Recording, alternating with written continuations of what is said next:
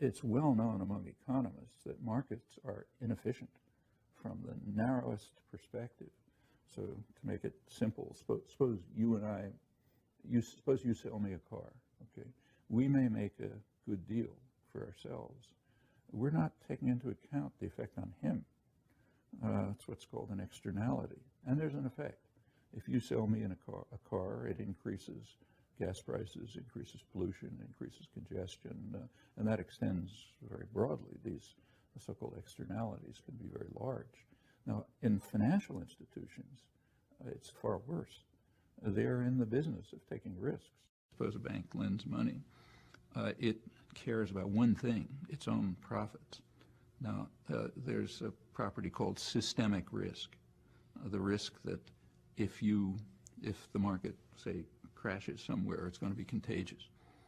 Okay, and there is that phenomenon. It's monstrous, in fact.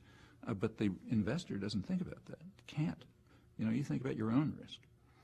You cannot think about the cost to others of the fact that contagion may destroy a system. That's not part of your calculations. That's another externality.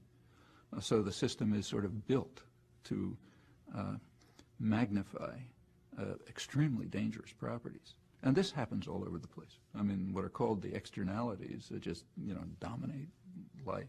Systemic risk is an externality that's not considered, which would bring down the financial system repeatedly if you didn't have state power intervening. Well, there's another one that's even bigger. That's destruction of the environment. Destruction of the environment is an externality. In market interactions, you don't pay attention to it.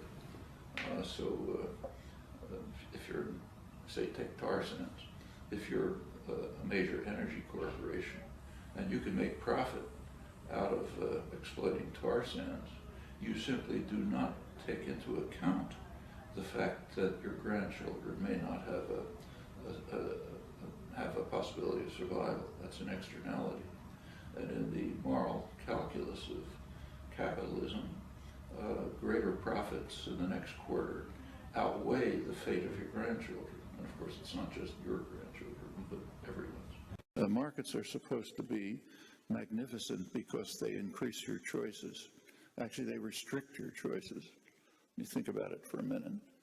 Suppose I want to get home from work at night. Okay, the market offers me a choice. I can have a Ford or a Toyota.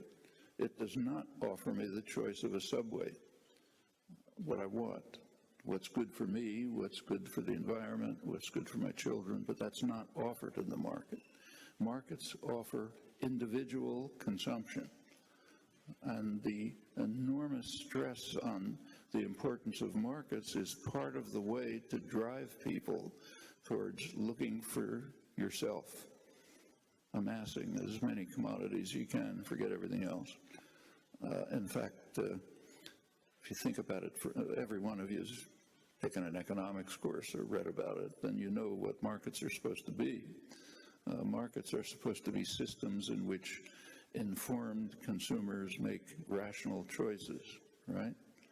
I'm sure every one of you has turned on a television set. What do you see when you turn on a television set?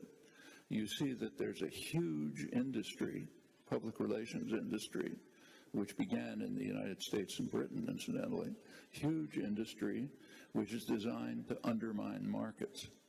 Every ad is an attempt to create an uninformed consumer who will make an irrational choice, right? Huge effort on the part of the business world to undermine markets, but to keep the aspect that's useful for profit and power, namely separating people from one another, focusing on individual choices, not working with your neighbor.